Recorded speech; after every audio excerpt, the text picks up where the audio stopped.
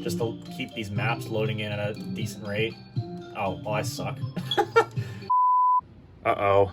I'm looking up Windows 10 system requirements. That's not looking promising.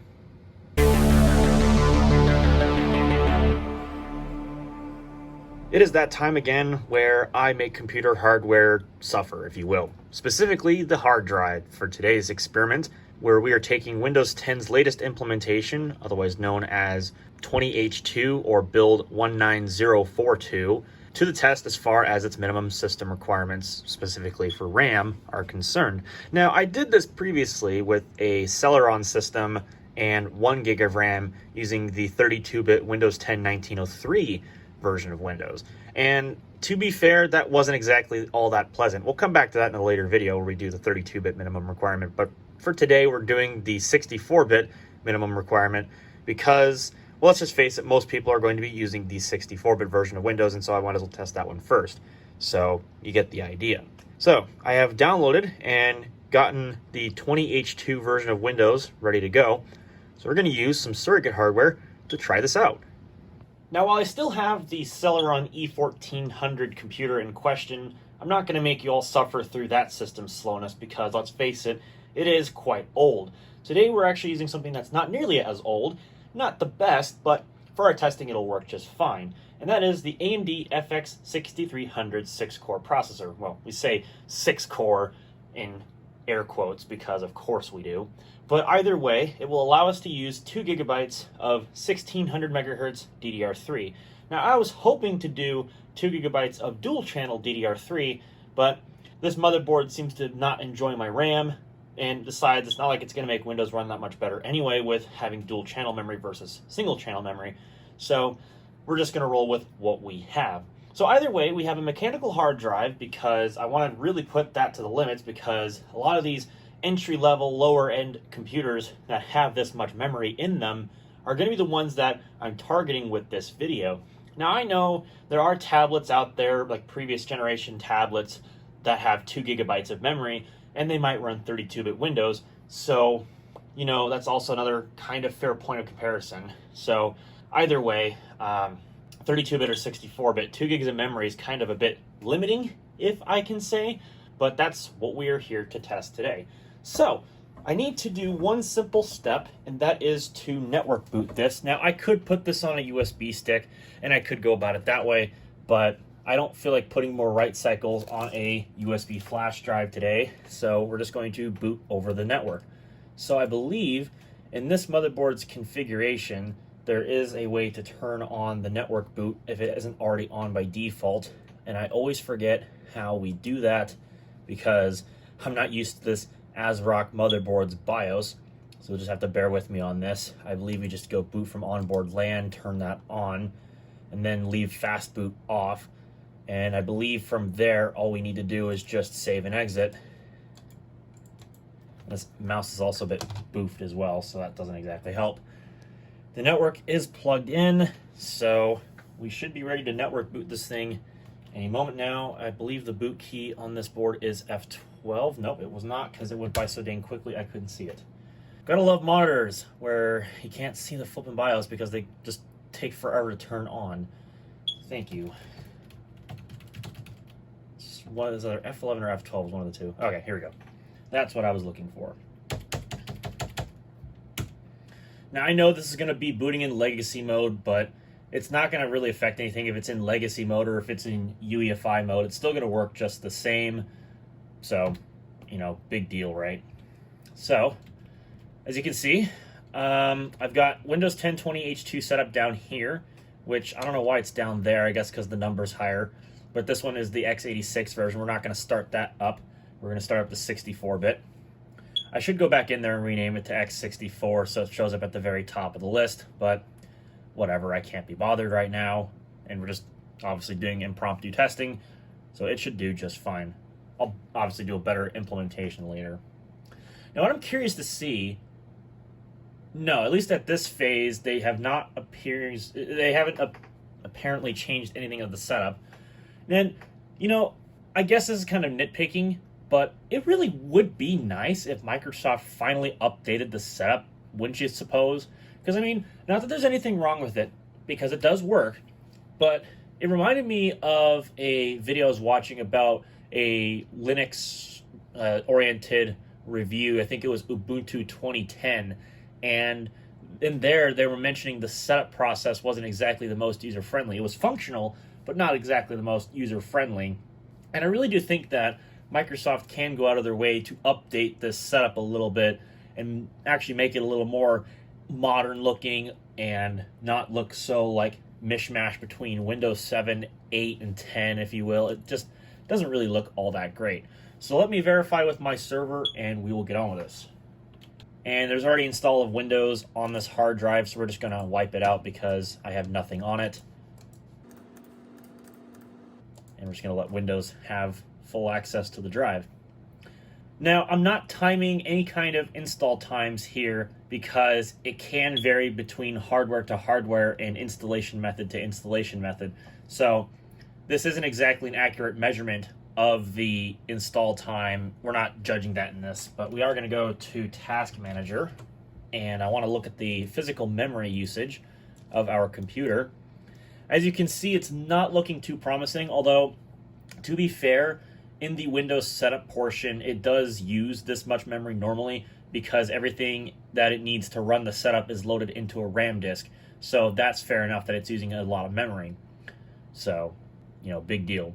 So I will come back once this has finished installing because, as I'm sure Windows 10 users are familiar with at this point, the setup has not changed ever since Windows 8.0. So, nothing to see here. All right, sorry for crooked motion, but here we are at the out-of-box experience, so we're just going to go ahead and go through this. We'll see if anything is actually different here. So, yes, go through that process, big deal. Now we have some important setup to do. I'm sure you do, like setting up telemetry like you always have to do because your Windows.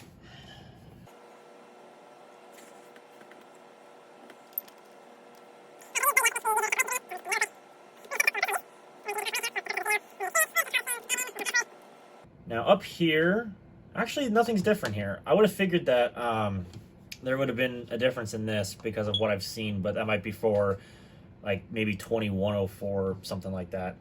Either way, we're just going to go through. These labels might actually be a little different in their wording, especially this one here. This one's definitely a little worded differently.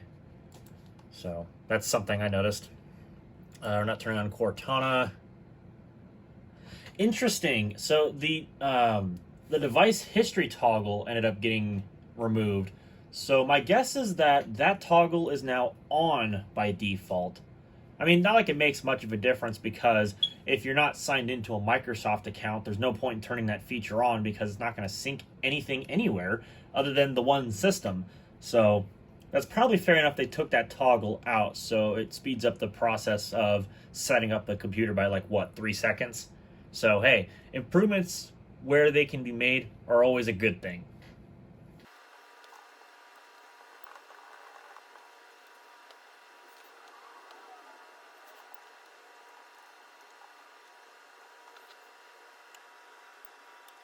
Oh, interesting. Hang on. Get out of here. What was that?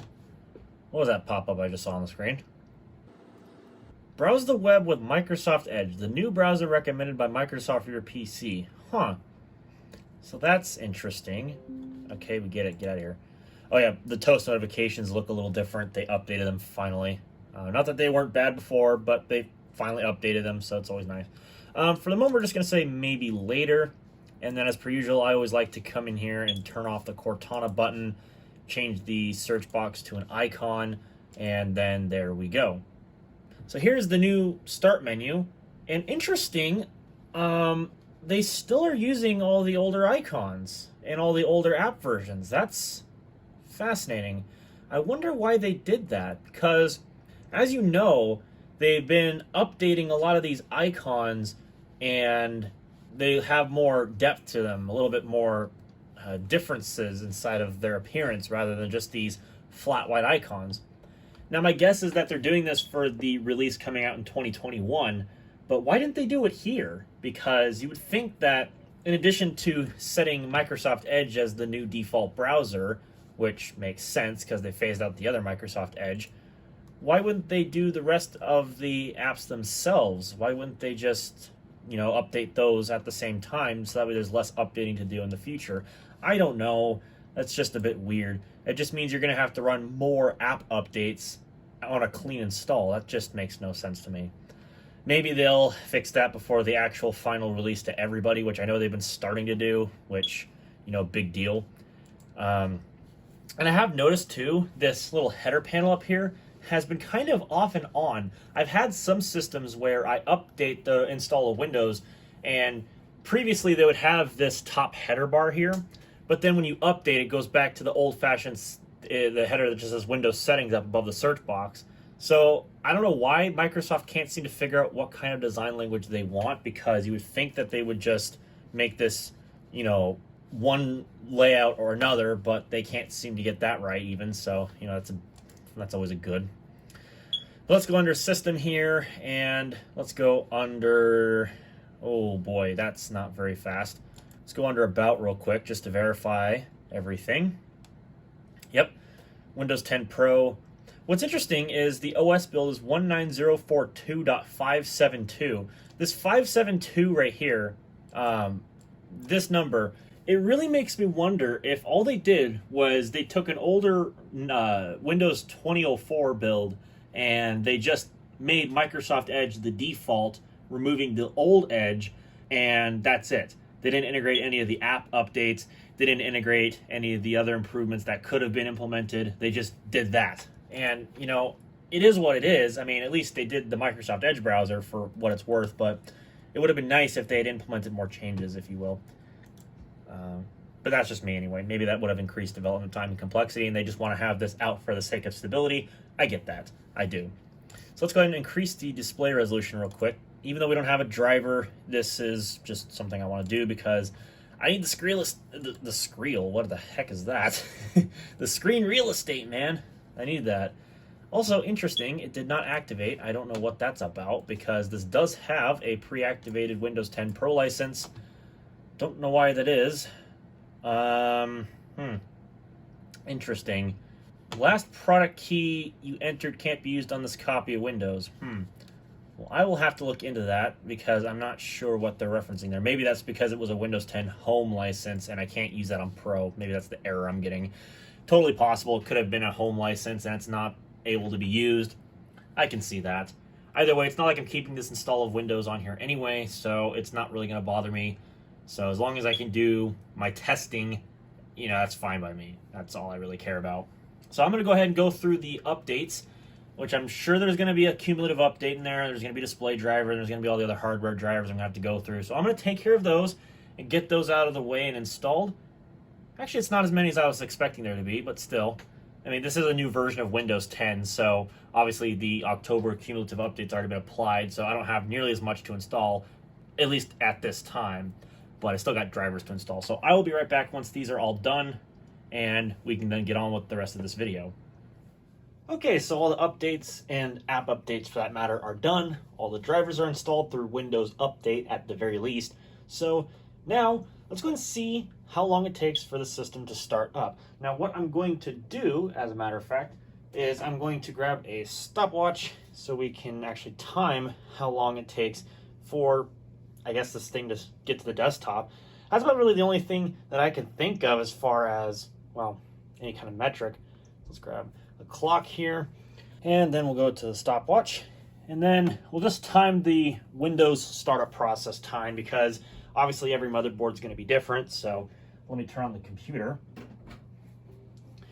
This motherboard does tend to have some finicky issues with always entering the BIOS whenever you turn it on from a boot. I don't know why, but we're just going to time how long it takes for Windows to start up here.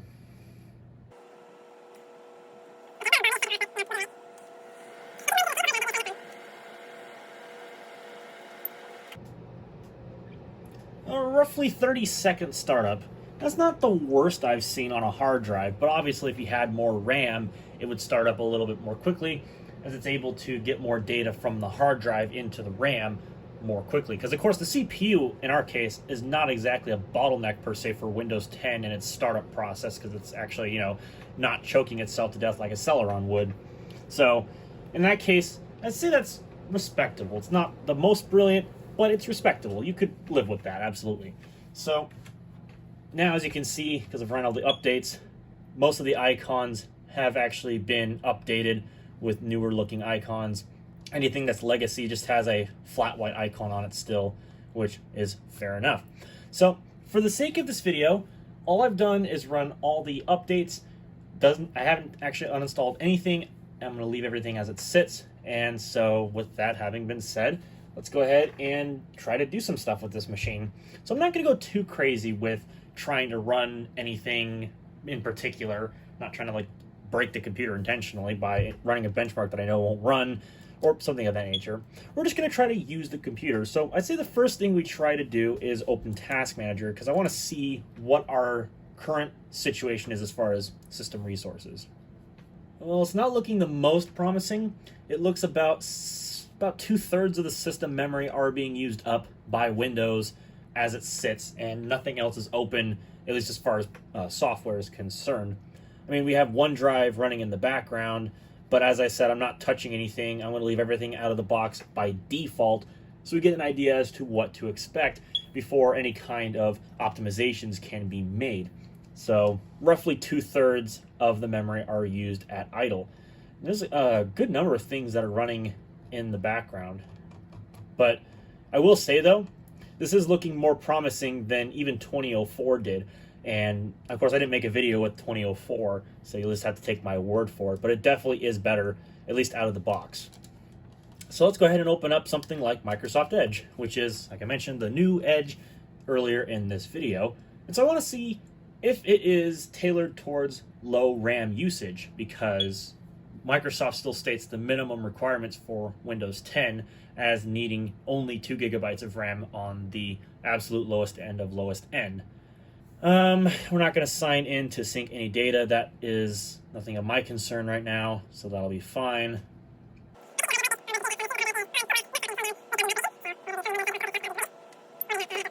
Yeah, I just had to reopen it. For some reason, it just didn't open automatically.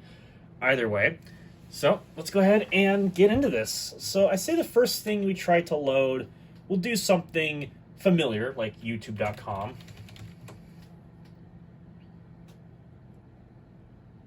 Yeah, I would say that loaded very quickly. It's not bad. Of course, Google's trying to get you to use Chrome, even though you're literally using the exact same web browser. Don't at me. And in my opinion, of course, Edge is superior. As you can tell, it obviously loaded way quicker than you would expect. So let's go ahead and we'll do a search for my YouTube channel, because of course we do. And we'll pull up one of my videos here. Apologies for the background noise. I am leaving my heater on because it is wintertime in Washington State, and it is currently 38 degrees outside, so I kind of need to have the heater on. So forgive me if you hear the heater going on and off in the background. But either way, out of box, looks like we're running 720p resolution. We're going to turn autoplay off because that's a dumb feature. And let's just see if there's any kind of stutters in the playback. So we'll go to Stats for Nerds.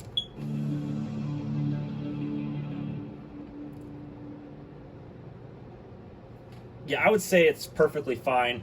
I mean, an FX 6300 paired with an RX 560 shouldn't have any issues playing video, at least up to the 1440p level. I wouldn't guarantee that 60 FPS is going to be doable with 2 GB of RAM, but at least 30 FPS is absolutely fine. And even if we go into here and select 1080p, again, as you can see, perfectly playable, so that's fine. It seems to load quickly. There's no slowdowns due to the lack of RAM, so that's always a good thing. So let's go ahead and check Task Manager once again, and what we're actually going to do is have it always on top, and then, ooh, oh dear, that's not looking real good. That's just one tab in Edge, and I know YouTube is a bloated website, but holy crap, I didn't think it was that bad.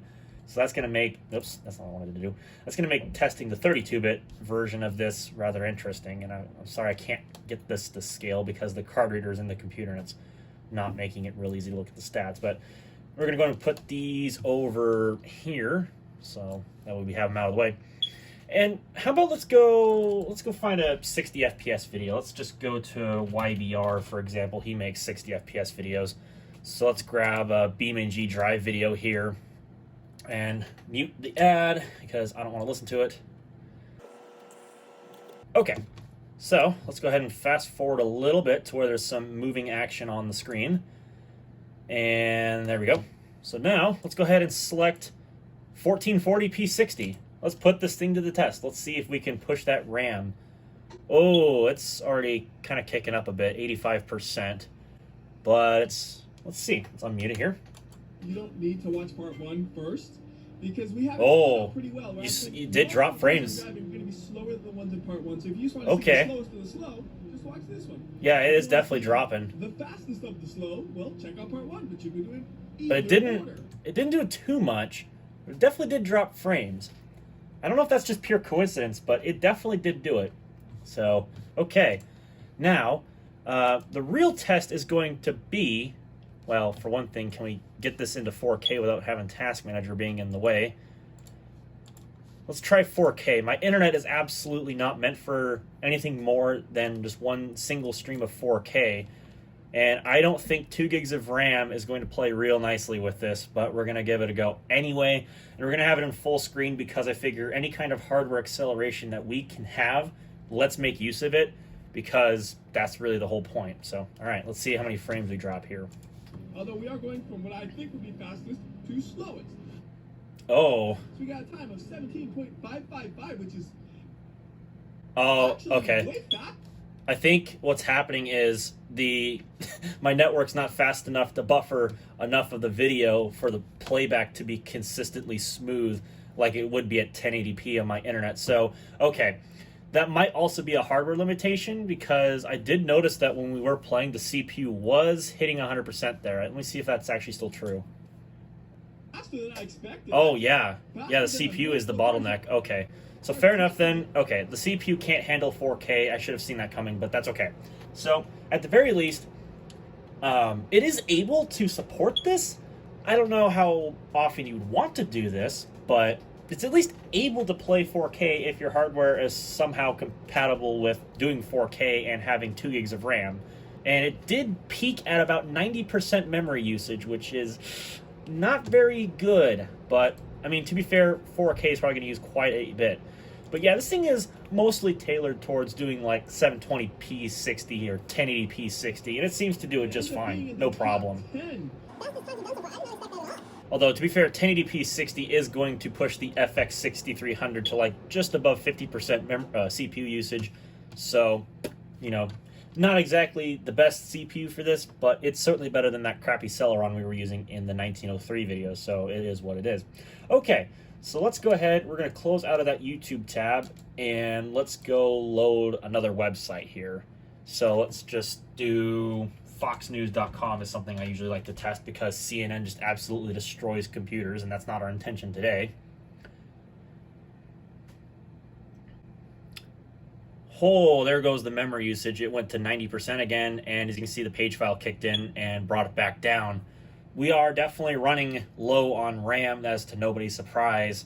But yeah, it seems like the website's still perfectly capable of scrolling. I mean, it's not brilliantly fast, but it's an FX 6300 with an RX 560, so I would expect that. Still, surprisingly usable. So let's load up another web page. Let's just bring up something from the news, something that we can look at. Oh, it's a little stuttery. So let's just say, if I scroll down here, let's use this Airbnb article. Okay, whatever. It's definitely pushing the RAM a little bit once again, 90%. So it is definitely running low. It is kicking into the hard drive. That's interesting. Actually, let me expand this. Let's see. Yeah, it's definitely using that hard drive for the page file. One thing I wish Windows would actually tell you is, like, you know, a more accurate compressed memory metric, because, yeah, it's got the page file to, you know, rely upon in a low RAM system like this, but that's not really the most accurate way to put it. I like the way that some third-party utilities in Mac OS tell you how the memory is being utilized, but in this case, Windows is just the typical page file usage, and that's about it. Let's say we'll load up just, bing.com, whatever, just another web page to throw in the background. Yeah, literally any web page right now that I'm trying to load is just slamming the hard drive, which is to be expected. So let's say we go and we'll throw in another web page like discord.com, which isn't exactly a intensive web page just by itself, but it's another one that we can open up. And then let's do office.com. Just throw some web pages in here. There we go. And now let's see if we can go back to the Fox News tab. Yeah. Okay, so it is able to keep tabs open in the background. That's surprising. I would have figured that at least one of these would have had to reload, but it actually seems like it's keeping up pretty well. So let's see if we can throw some more tabs at this here. Let's say Mozilla.org. We'll load that page up. All right. And then we could do Twitter for what it's worth. It's not going to actually load anything because I'm not signed in, but that makes sense. And then, what's another one that we can use that isn't exactly going to cause any issues? I guess we could throw YouTube back into the background because that is something a lot of people do use. And I really want to see if we can get tabs to reload. How many tabs of random variety will it actually take? Although this might be the RAM killer right here. Let's see. If we go back to Fox News, yeah, it's still keeping everything in the background. Holy crap, that's impressive. Like, the amount of hard drive activity I'm seeing, and this system is struggling to keep the memory in line, and it's actually able to keep all these tabs open in the background. That's actually impressive. Let's see. Let's do another one. Let's do store.steampowered.com. Like we're going to go install Steam or something. Why not? And we can do ninenight.com. And let's see if we can go back and... yeah, it's still keeping all the tabs in memory. Are you kidding me? Okay, that's actually not bad. I will give the leg up to the new Edge. It's actually helping this thing a lot. But I wouldn't call it impressive because most PCs can do this. But still, it's impressing me because of the slow hard drive in this computer. So, is there anything else that we can load that I can think of? We could do like maybe the sign-in page to Facebook, maybe. And then we could have, what's another site that we can use? We could use apple.com because, that's a well-known website. And then on the opposite side of the fence, we could use samsung.com.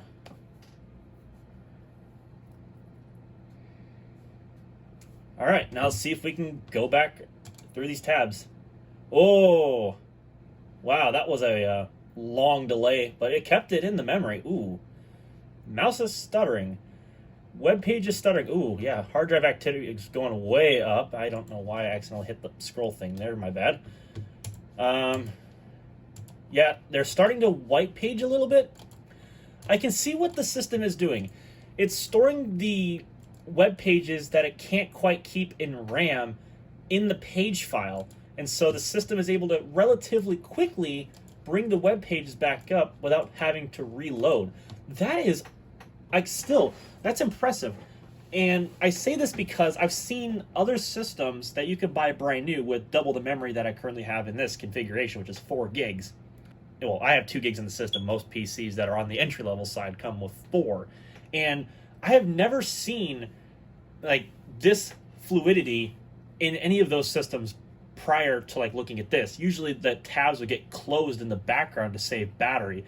And maybe that's something that this is not doing because it's not a laptop, it's a desktop. So maybe it's able to keep them in memory that way. But I don't have a laptop to which I can test this with without having a huge CPU bottleneck. So, already the FX6300 is not the best, but you get my idea of whatever. Anyways, so I would say for web browsing, that's a pretty good test. I would say that's successful. And if all you intend on doing is having this as an internet appliance, if you have a high-speed SSD to overcome a lot of the challenges with having to keep the web pages in memory, if all you intend to do is Microsoft Edge on a clean install of Windows 10 20H2, I guess you'll be just fine. I wouldn't recommend it, but if you had to, yeah, it seems to work pretty well. So I will give the leg up there. So let's go ahead and close that out. Let's see how long it takes. It's probably going to take a hot minute. It did do it eventually. Now let's see what our memory usage looks like now that Windows has compressed a lot of it down to the page file. Roughly half of the system memory now. So it looks like it did compress it down a little bit, but that's to be expected that some of it's residing in the page file still. Hard drive is doing a little bit, but nothing insane. Yeah, it's definitely, it looks like it's caching more stuff into the RAM and, or actually no, I take that back. It's putting stuff in the page file so it's out of the actual system memory, so that way it can be used for programs. I think that's what the system is currently trying to do, is trying to optimize it for programs, not for background usage, which makes a little bit of sense anyway. So let's say we'll go to the Microsoft Store real quick, and we'll try to download Cinebench. Oh, come on, Store. What are we doing? Oh, I think I hit a button on accident. My bad. That was not part of the test. Okay, comes up quickly enough. We've got to click on the thing, and hard drive is getting accessed a lot, but it did come up. So let's go ahead. We'll just download it. It's not going to work because Cinebench mandates a minimum of 4 gigabytes of RAM for the test to even just start and run. So in this current configuration, it will not work. So we're just going to use this as a test for like how the store handles low memory usage for installs. And it looks like after our Microsoft Edge test, when the system got brought down to idle at 50% memory, it's now up to 70%. So I don't know what that would equate to if we didn't do the Edge test. I would say maybe it'd be in the 80% range, maybe 85%.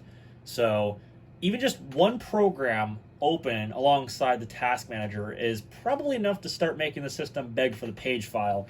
That's not exactly uncommon if it was like a tablet trying to compress the memory down, although it would probably do it on the RAM itself, not necessarily in the case of the page file in this setup where it can rely on the hard drive as being a reliable source of secondary RAM, albeit slower, but you know, it could still use it as such.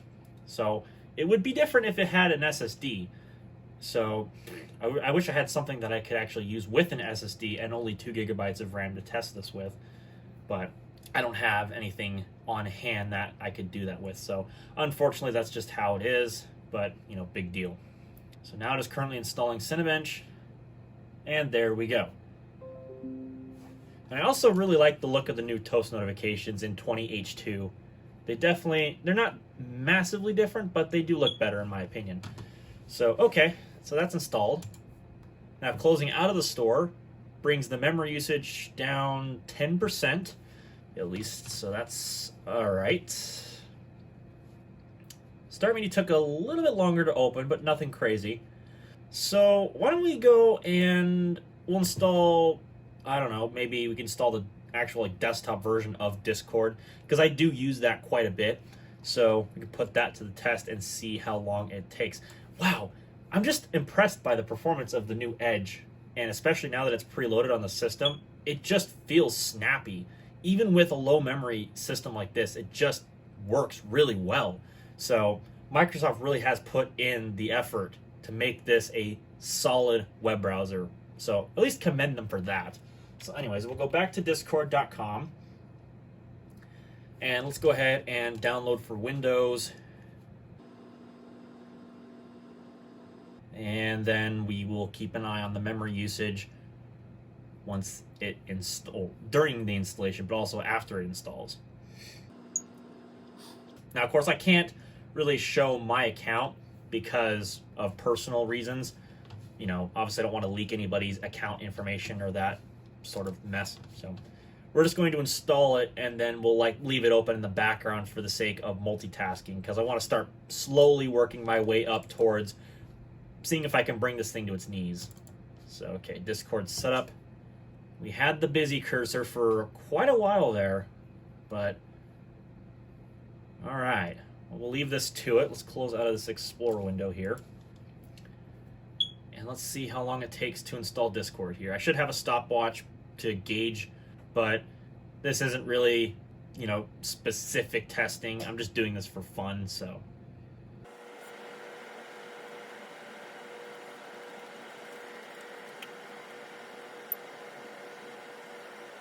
All right, that didn't take too long. I would say roughly 30 seconds or so.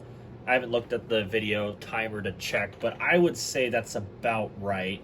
Now, these updates are, of course, going to be dependent on the internet connection, not necessarily in the case of the hard drive performance, as you can see. So, yeah.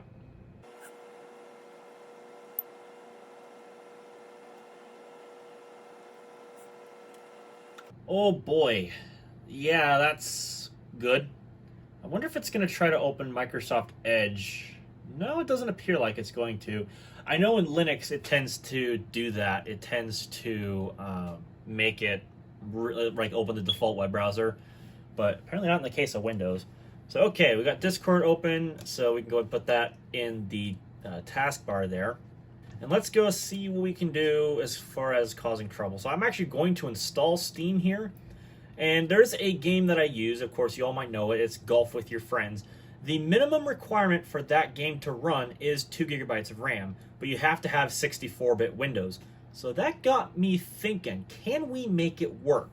Now, I'm not going to run Discord in the background alongside trying to run this game, but you do have to have Steam open in the background. So obviously, you know, that's going to be a problem with background resource usage, but hopefully we can get the game to at least start up and run. It doesn't have to run particularly great because we already knew it's, you know, going to have issues, but if we can at least get it to start up and at least get to the menu, maybe play a level, then hey, that's pretty cool. So let's go ahead and install Steam. That animation lag down there, I know that's something the FX6300 can easily do. Ooh, UAC took a minute there to get going, but once we got it going, then it was good. Hard drive is getting slammed. Yeah, it's definitely a little on the sluggish side, but it's getting the job done. Alright, so let's go ahead and close out of Edge. We'll run the Steam setup here. And of course, the initial install is going to take a minute because it's dependent on your internet, so I'm going to stop this clip, start a new one once this, you know, updates, because this is, like I said, internet reliant. Okay, so here we have our Steam window opened up here. That is a quality game that I probably shouldn't buy for 50 cents, but maybe after this video I might buy it because that actually looks pretty interesting. Anyways, so here we are. Now, one thing I am going to do really quickly is I am going to go mount my network server. Ooh, that's taking a minute to load, but we made it eventually. Ooh, good performance, good performance. Yeah, it's definitely a little bit struggle happy now, but let's go ahead. I'm gonna mount my network server real quick, and then I will be right back. Okay, network server is mounted, so now I can go under Steam, backup and restore games, restore previous backup, and then I'm going to go in and I'm going to do this. Now, we're not going to try like BeamNG Drive or anything. We're not going to go too crazy. I just want to see if we can get this game here to run. We're going to deselect all these other ones. Already the memory usage is not looking too promising. We're at 95% memory usage. Holy crap. Go, memory. Eat your heart out, hard drive. My goodness. Yeah, hopefully this doesn't take too long because this is on a gigabit network. So just gotta wait for my Windows server to catch up here. And that's also based on the slowness of this thing's hard drive. So that 5.5 minute prediction thereabouts is probably accurate. Okay, this is not a good sign. Steam stopped responding entirely, so already we're off to a great start. And the hard drive is at complete saturation. It is literally not even slowing down. Oh, okay, Steam came back. But, ooh, man, Windows really compressed the memory down, as you can tell. Look at that. Look at that usage. It went way back down. But it is way back up again. So something tells me it's out of RAM. Whoops, wrong lens. So something tells me this is running out of memory. I still have Discord open in the background too, so that's another thing to keep in mind. I am trying to Alt-Tab and nothing has happened. Let me try it again. Yeah, I can't Alt-Tab. It's not letting me. That's a good. Okay. Explorer is frozen. That's also another good. Even Task Manager just froze. Yeah, it's not like in life right now. Ooh, even the mouse cursor is starting. When your mouse cursor starts lagging, that's already a bad sign. Oh, I might just have to come back once this game installs, because I think that's what the system is just prioritizing right now, is just trying to keep everything under control. Although I think... Oh, there's the Alt-Tab. It came back around. Okay, perfect. Okay, so the game has installed, and I've also done a favor for the system, and I've closed out of Discord, and I also closed out of OneDrive, since that was just lingering in the background. And that way this thing will have as much RAM as it can possibly get towards running this game, although I'm not really expecting much out of it, but, you know, I'll at least do the best that I can. Okay, everything is ready to go. Now, unfortunately, I don't have, like, MSI Afterburner ready to go, but that's not really going to make much of a difference. This game will run at 60 FPS. We're not going to go too crazy, like I said earlier, a lot, but just to see if it'll at least start is going to be the end goal. Ooh, no.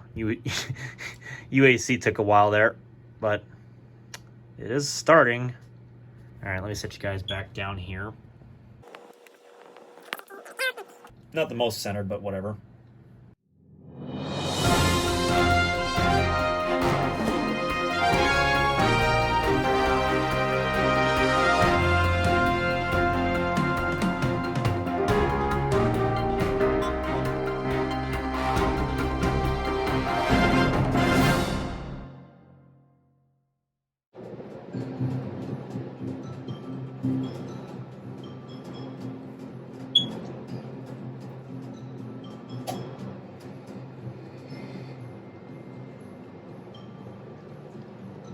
Well, that took a lot longer than I was expecting it to, but at least it made it to the menu. That's not saying a lot because it's not responding, but hey, there we go. It actually made it. All right, cool. So let's go ahead and extend our good friend, the Task Manager here, so I can keep an eye on the GPU usage. Okay, what settings are we running at currently? We're at 1920 by 1080 at medium. That sounds about right for the RX 560, although I think you can do high with some maps, but that's okay. So we're at 90% memory usage, and I guarantee you a lot of the system is in the page file right now just to get this game open. So, okay, let's try running a map. Let's keep her simple, and let's do... let's just do CANDYLAND for now, because CANDYLAND is pretty lightweight. I could have done the Escapist, but let's switch things up a little bit, because why not?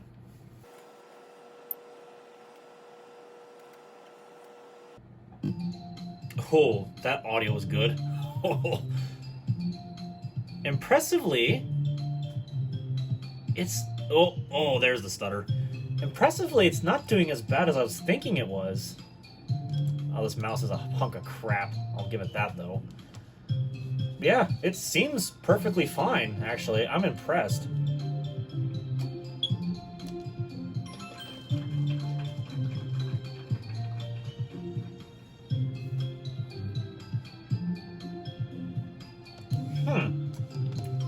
Oh, yeah, it's definitely stuttering. Don't even question that. Oh, yeah, that's unpleasant when it's stuttering like that. Yeah, something casual like this you could probably get away with barely, but definitely don't want to do it on a hard drive. As you can see, it's just slamming it right now, just to keep these maps loading in at a decent rate. Oh, well, I suck. Trust me, you don't want to play online with me. I have some pretty choice language. And we also play a lot of terrible maps.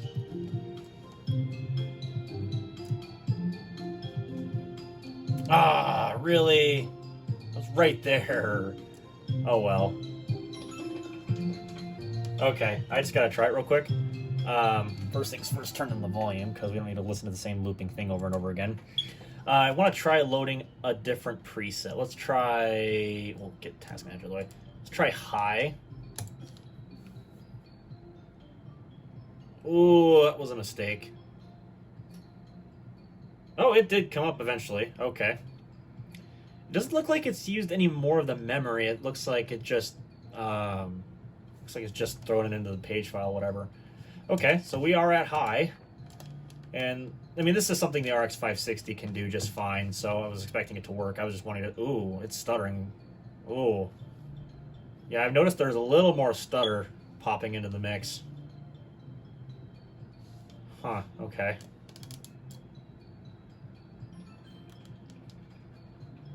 No, by no means is this a benchmark video. I'm just using this for fun, just because I want to see how badly it stutters. It seems like it's smoothed out a bit now. Oh, that was a garbage play. I'm like, I could do that in a hole-in-one. I'm just doing terribly today. Can we do Ultra? Because this does have an Ultra preset. Okay, the background music's still playing, but the sound effect cut off. The game has stopped responding. Hard drive is obviously at 100%. Oh, there we go. It did come up relatively quickly. Hard drive is back down to normal. And yeah, it still seems like it's playing perfectly fine. Okay. That's about all I really needed to know, I guess, if it's still able to do as well as it's doing. So it looks like this game, at the very least, will somewhat run within 2 gigs of RAM. Not very great, but it will run. So, I mean, at least if you can wait loading maps, because that's obviously going to be the main focus of this game, is loading the maps. I mean, gameplay-wise, it's fine, but, you know, wait times like this, going back to the menu, whoa, that's going to be bad. But I would pretty much consider that a win, I would say. But that's only just for the sake of the video. I would not do this. The amount of times it stops responding like that, where the mouse cursor goes to the busy cursor, not something you want to do on a regular.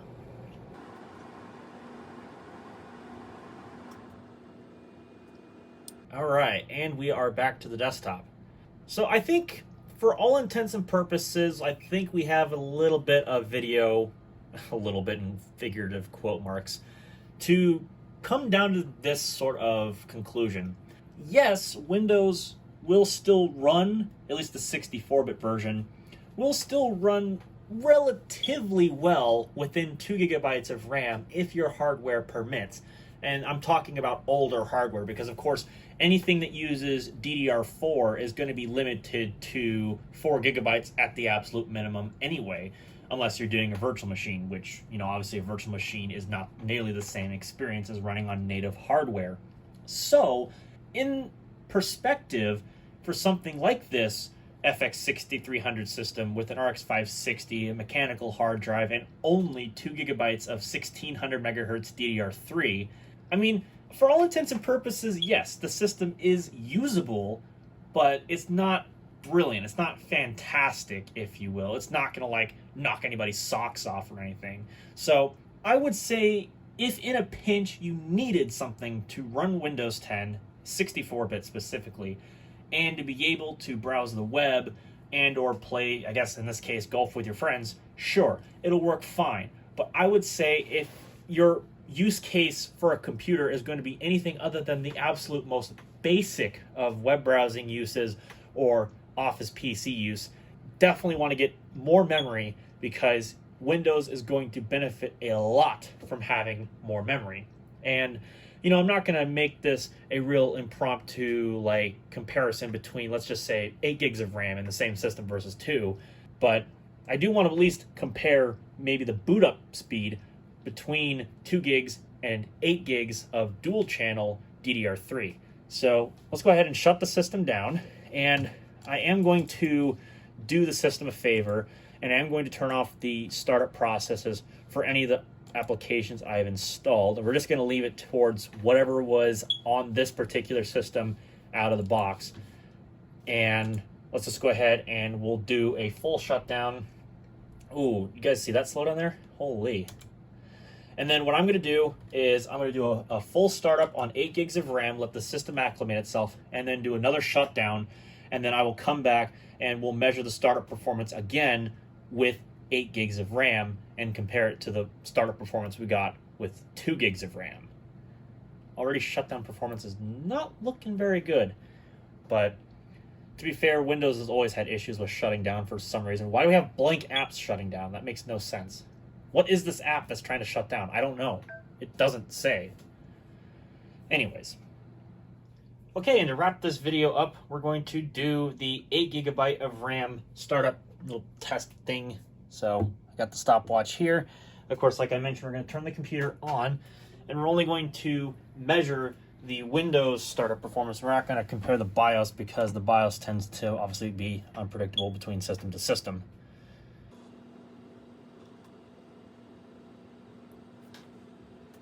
I tried to get as close as I could.